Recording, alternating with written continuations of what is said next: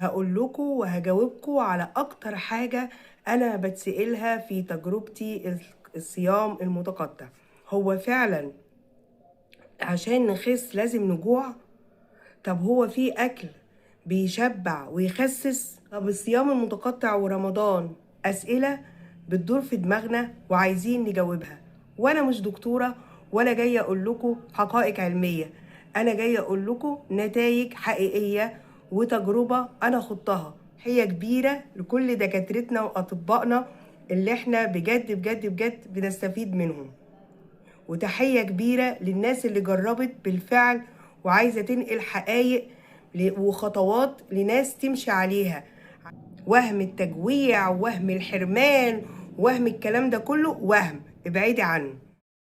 اهلا بيكم فيديو جديد. النهاردة الفيديو بتاعنا حماسي جدا جدا جدا، وهقول لكم وهجاوبكم على اكتر حاجة انا بتسألها في تجربتي الصيام المتقطع.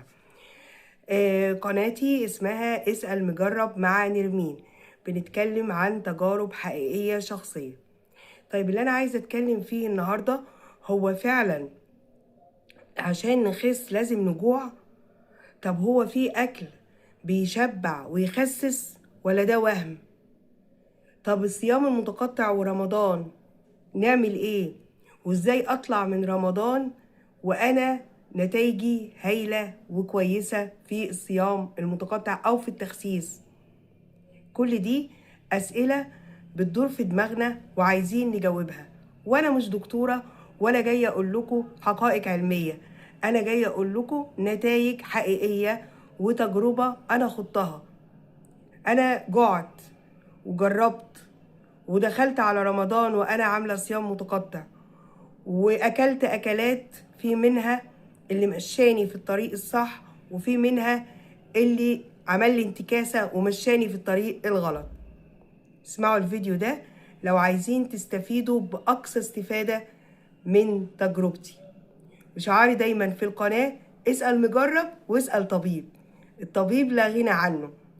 وتحية كبيرة لكل دكاترتنا وأطبائنا اللي احنا بجد بجد بجد بنستفيد منهم، وتحية كبيرة للناس اللي جربت بالفعل وعايزة تنقل حقائق وخطوات لناس تمشي عليها علشان تتهدى للطريق الصح.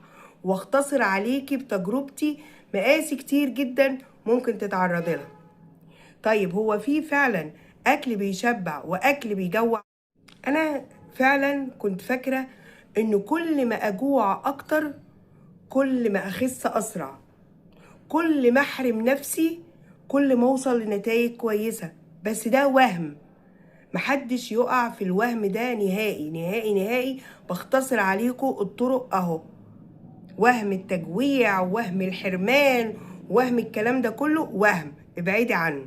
وان انا علشان اخس في رمضان لازم ابقى شبه ما فطرتش، شبه ما اكلتش، يبقى اكل ضعيف وما احطش حاجه في بقي واقوم جعانه وحاجات كده غريبه. كنت بلاقي ايه المفاجاه؟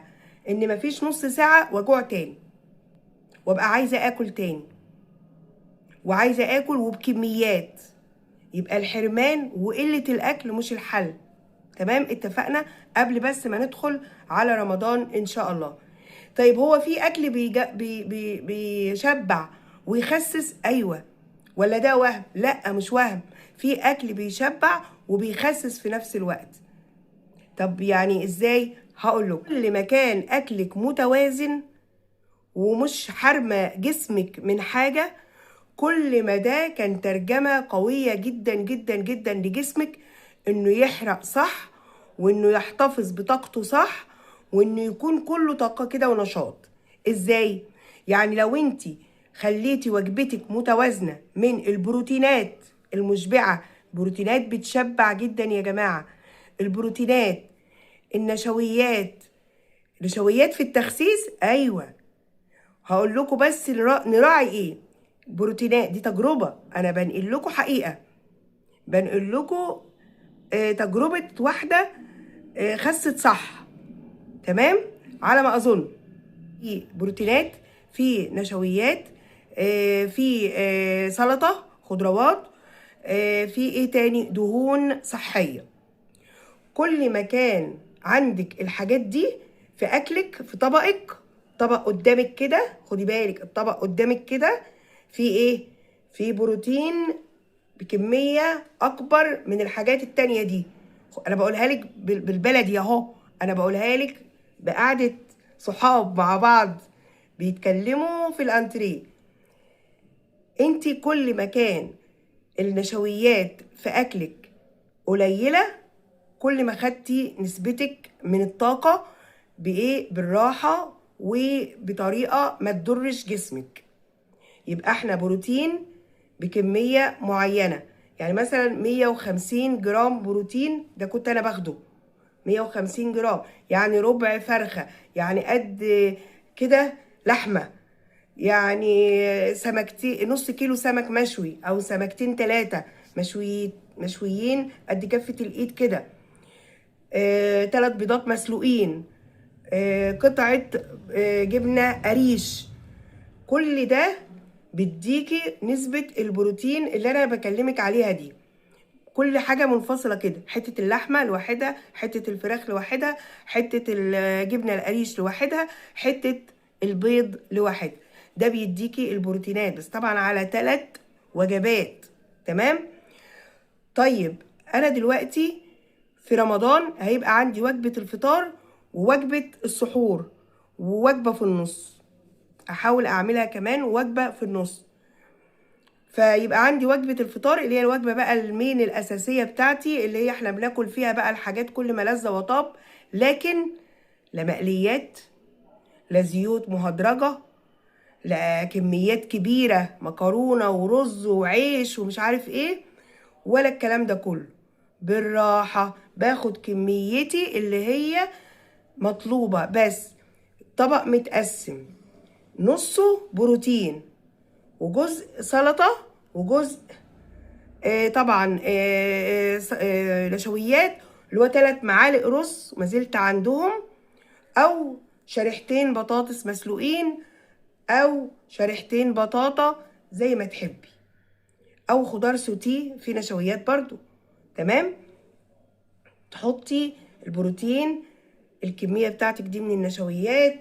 البروتين بتاعك ممكن تحمريه في حتة سمنة بلدي معلقة، او تخلي دهونك الصحية على السلطة ان انت تحطي معلقة زيت زيتون، وهكذا. خليكي ذكية وتعاملي بذكاء، هتطلعي من رمضان خاسة وزي الفل.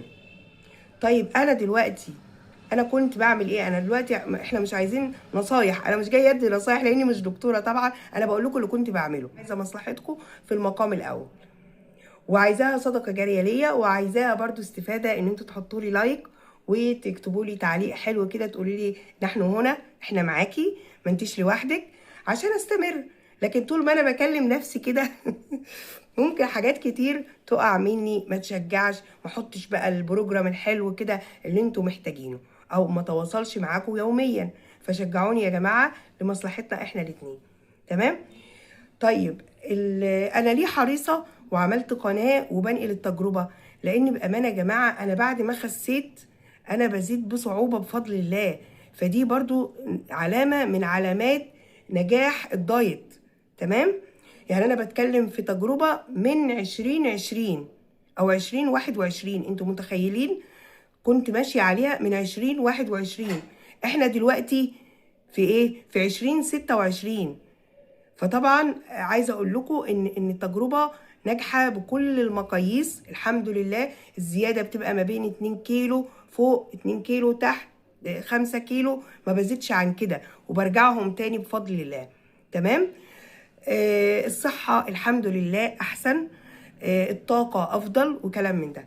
يبقى فيه اكل بيشبع ويخسس، ايوه، اللي هو نسبه البروتين فيه عاليه، ونسبه النشويات فيه بالقيمة اللي متقال عليها، ونسبة الدهون الصحية فيه موجودة. بيكون الأكل المتوازن الكامل اللي هو فيه كل العناصر بالنسب موجودة، السناكس الصحي، الحاجات دي كلها بتشبع. يبقى أنا ما كنتش بجوع ليه واستمريت على الصيام المتقطع 2 لأن أنا كنت وجباتي مظبوطة، فيتاميناتي مظبوطة، فالدنيا عندي كانت مظبوطه، فما كنتش بجوع. اللي بيعمل لكم صعوبه وتعب في الصيام المتقطع او في الدايت عدم توازن الاكل. ده اللي اكتشفته من التجربه برضو. عدم التوازن ده بيعمل لك مشكله في الدايت، بيعمل لك جوع فما بتقدريش تستمري. لكن في الدايت بتقعدي تقللي من المهم وتكتري من اللي ملوش لازمه وهكذا، او تقللي خالص من كله او تمنعي حاجه خالص. فده بيعمل لك لخبطه وبيعمل لك جوع سريع وبيدخلك في متاهه ان انت مش قادره تستحملي الدايت ولا الصيام المتقطع. رمضان فرصه كبيره جدا جدا جدا انك تخرجي من الشهر ده بوزن كويس قوي وبصحه كويسه جدا، وكمان ان انت تحاولي ان انت يعني ايه، في ناس كلها صايمه فما عندكيش مشكله، لكن اتعاملي بذكاء. بلاش الاكلات اللي هي صعبه في رمضان. اللي هي فرق ايه؟ فرق بان انت صايمه رمضان وعايزه تخسي كمان وعندك النيه دي، وفرق ان هو رمضان عادي.